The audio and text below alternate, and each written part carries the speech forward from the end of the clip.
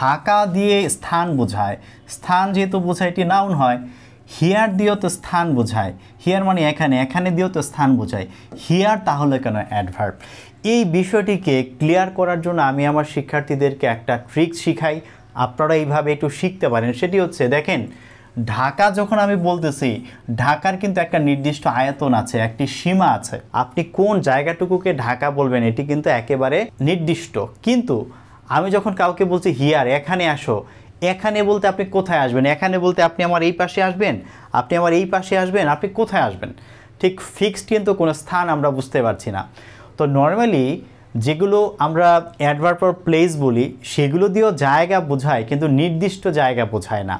এই কারণেই আমরা এই শব্দগুলোকে আমরা কি বলছি, এগুলো হচ্ছে অ্যাডভার্ব অফ প্লেস। এগুলো কোনোভাবেই আমরা এগুলোকে নাউন বলতে পারবো না যদি এগুলো জায়গা বোঝায়। আর এই যে ঢাকা, ঢাকার একটা সীমানা আছে, একটা আয়তন আছে, এবং ঢাকা বললেই আমরা একটা নির্দিষ্ট জায়গাকে চিনি, এই জন্য ঢাকা হচ্ছে একটা প্রপার নাউন। কিন্তু হিয়ার বললে আমরা এরকমভাবে বুঝি না কিছু, এই কারণে হিয়ারকে আমরা বলছি যে এটা হচ্ছে অ্যাডভার্ব অফ প্লেস। এখন আসেন, এখানে যে শব্দগুলো আছে হিয়ার, এখানে, দেয়ার, সেখানে, হোম, অ্যাব্রড, অ্যাব্রড মানে বিদেশ, ওভারসিজ মানে বিদেশ, দুটি আসলে একই শব্দ। এছাড়া নিচে কিছু শব্দ আছে, দেখেন everywhere, somewhere, anywhere, upstairs, ডাউনস্টেয়ার্স। Upstairs মানে সিঁড়ির উপরে, ডাউনস্টেয়ার্স মানে সিঁড়ির নিচে। এই সবগুলো জিনিস হচ্ছে জায়গা বোঝায়, বাট নির্দিষ্ট কোনো সীমা বা নির্দিষ্ট কোনো সীমানা বোঝায় না।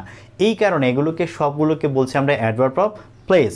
এবং এগুলো যখন আপনি কোনো ভার্বের পরে ব্যবহার করবেন, আপনি মনে রাখবেন এগুলো যেহেতু অ্যাডভার্ব, এগুলোর আগে কোনো প্রিপোজিশন ব্যবহার করা যাবে না। যদি প্রিপোজিশন ব্যবহার করেন তাহলে আপনার বাক্যটি কী হবে, ভুল হবে। যেমন বলা আছে ইয়েস্টারডে হি ওয়েন্ট দেয়ার, সে সেখানে গিয়েছিল, আপনি এখানে ওয়েন্ট টু দেয়ার বলতে পারবেন না। এগুলো সবগুলো হচ্ছে অ্যাডভার্ব অফ প্লেস, এবং এরদের যখন আপনি সেন্টেন্সে ব্যবহার করছেন ভার্বের পরে, আপনি কোনোভাবেই হচ্ছে কোনো প্রিপোজিশন ব্যবহার করতে পারবেন না। He wants to study abroad, সে বিদেশে পড়তে চায়, আপনার এখানে ইন অ্যাব্রড বা ইন দ্য অ্যাব্রড বলার কোনো প্রয়োজন নাই। He wants to study abroad বললে আসলে হয়ে যাচ্ছে।